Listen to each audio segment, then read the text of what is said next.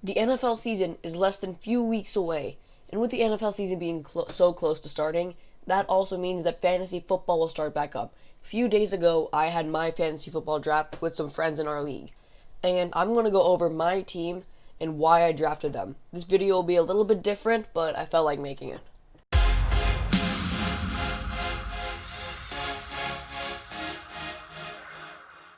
What's up, everybody? It's AC Analysis, and today I'm going to be talking about my fantasy football draft.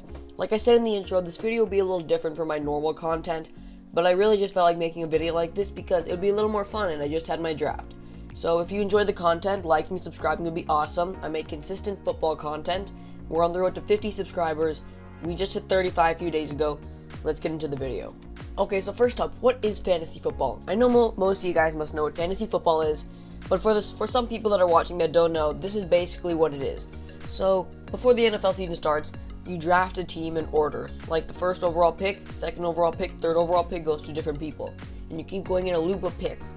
And with those picks, you can pick up players. And the players you add to your team. And the positions that you need are quarterbacks, running backs, wide receivers, tight ends, and a flex position. Then you also need to get a kicker and a defense to add to your team. You don't draft the defense, you just get the defense.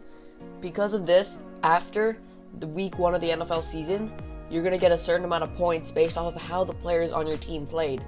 And your goal is to get more points than the person you're facing. That's basically how fantasy football works. And some people take fantasy football seriously, but I do it more for fun and for something to do in this quite sad quarantine time. But back to the video. So in my fantasy football league, I got the 4th overall pick, and with your first round pick, you want to get a running back, but not just any running back, a running back that catches the ball. So the best options were either Ezekiel Elliott, Christian McCaffrey, or Saquon Barkley. I was hoping I would get Saquon Barkley, but in the first 3 selections, Ezekiel Elliott, Saquon Barkley, and Christian McCaffrey were taken. So because of this, my next best option was Alvin Kamara, and I didn't really want to get Alvin Kamara. So instead, I just picked up the big guy, Derrick Henry, and I hoped that he would just carry his team again to the playoffs and possibly even the Super Bowl. So with my first overall pick, I picked up Derrick Henry. So I was a little bit bummed out that I didn't get a passing back, but I still got Derrick Henry.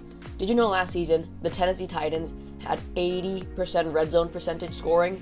That is because Derrick Henry is just a complete monster in bowling ball. He's like a LeGarrette Blount for the Patriots. Remember that guy? You probably don't. He's like a LeGarrette Blount that can run faster and run a 100-yard touchdown easily. So like a faster LeGarrette Blount, basically. And with that, I was not mad with my Derrick Henry selection. But with the second round, I wanted to get one of my favorite players of all time. And currently, he is my favorite player in the league. And that is Julio Jones. When you look at Julio Jones, he's an athletic specimen. If you wanted to make a receiver and Randy Moss was banned, you would make Julio Jones. And last season was a down year for Julio. He still had 1,300 yards. This man is a consistent beast, and the Falcons this season look to be doing really, really good. So I decided to pick up Julio Jones with my second round overall pick.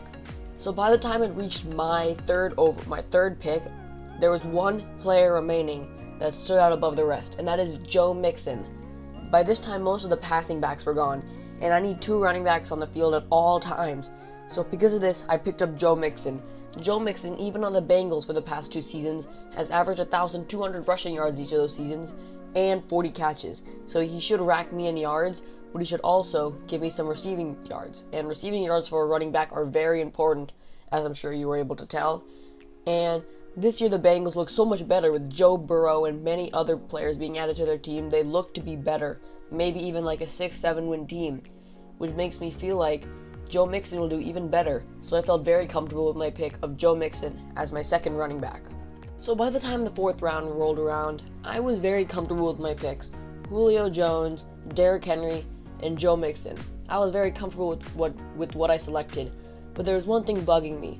The top 2 tight ends in the league are so much ahead the other tight ends, and I really wanted to get one of those top 2 tight ends. I really wanted Travis Kelce or George Kittle, and I was afraid that in one round, those 2 would be swept up before I could pick them up. And if those 2 were picked up, my next best options were Mark Andrews or Darren Waller. They're not bad tight ends, no, but these tight ends are just in a league of their own. So with the 4th round selection, I might have picked him really early, but I picked up a tight end in Travis Kelce. I probably could have gone picking him up in the 5th round, but I just decided to pick him up in the 4th round. just in case, because I really needed one of those top tight ends.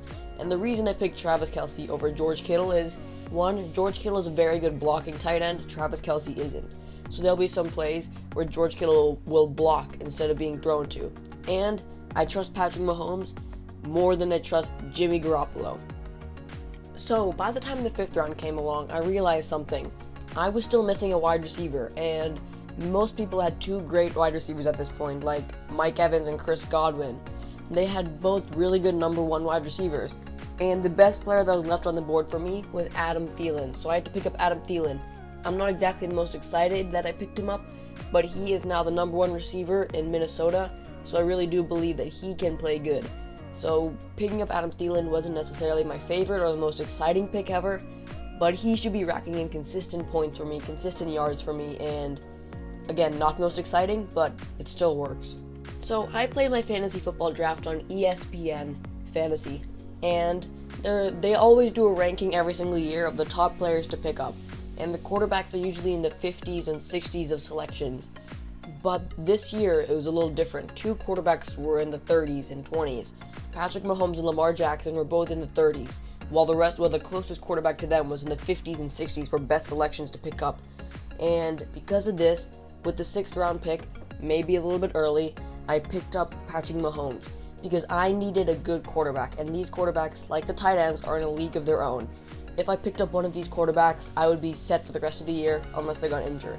They're just so much better than the rest, and by this point Lamar Jackson was already taken by the person in front of me, so instead I picked up Patrick Mahomes because my next best selection would be Russell Wilson. Again, Russell Wilson isn't bad, but Patrick Mahomes and Lamar are just in a league of their own, so I was really excited when I got Patrick Mahomes as my starting quarterback. So after the first 6 rounds were done, there was only one starting position that I needed left, the flex position. And what the flex position is an extra position where you can put a tight end, a wide receiver, or a running back. And in this situation, you obviously want to put in a running back, but all the best running backs were taken, and my best selection was David Johnson.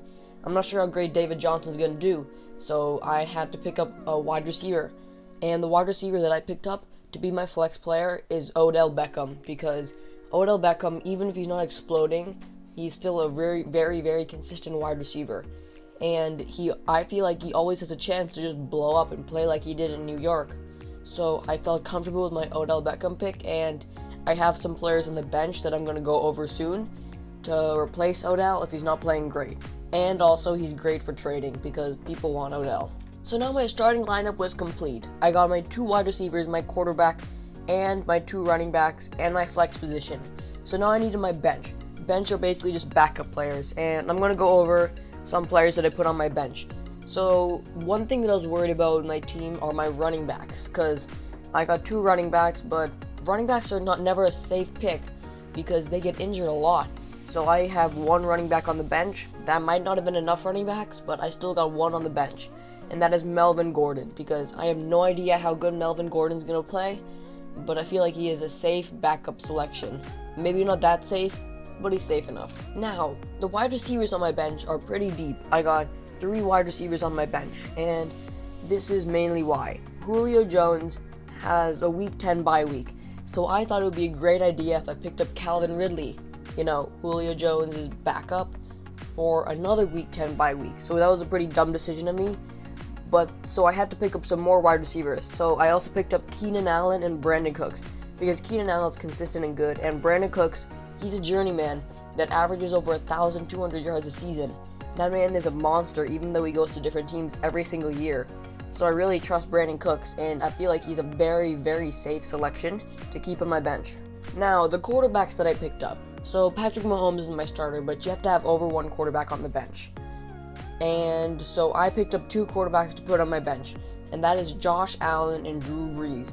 Because Josh Allen, his team looks like he's ready to win. I'm just not sure if Allen is ready to win. So I might have just found a late round hidden gem in Josh Allen, but he might just not be that great. So I took kind of a gamble for picking up Josh Allen, but Drew Brees is there just in case Josh Allen is not what I think he's going to be, and Drew Brees always balls. He's always great, and I'm comfortable with my quarterback selections. And at tight end, for backup, I just picked up Evan Ingram, because he was the best tight end that was left. And for my kicker, I picked up Matt Prater, because Matt Prater is the kicker for the Lions, and the Lions have weapons.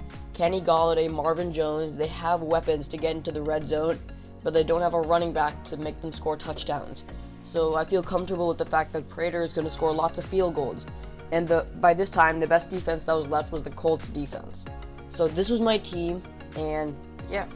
Thank you guys for watching my fantasy football team, and again, like I said, I know this was a little bit of a different video, but I just had my draft and I felt like this might have been a little bit more fun. We're on the road to 50 subscribers. Thank you guys for watching, and see you next time.